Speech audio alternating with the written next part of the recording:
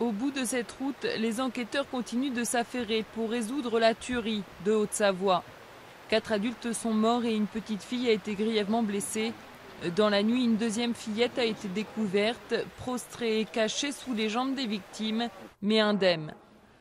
La fusillade a été particulièrement violente. De nombreuses douilles ont été trouvées sur le sol.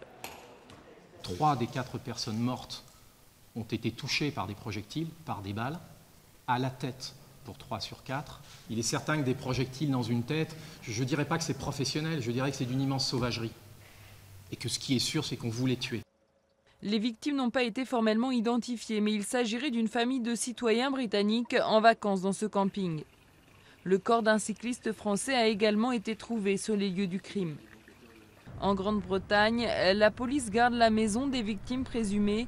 Le père serait d'origine irakienne et vivrait depuis de nombreuses années dans cette banlieue de Londres. C'était juste une famille normale, je n'ai jamais rien remarqué d'inhabituel chez eux. Ils étaient polis, ils avaient l'habitude de venir dire bonjour et c'est tout, rien de plus.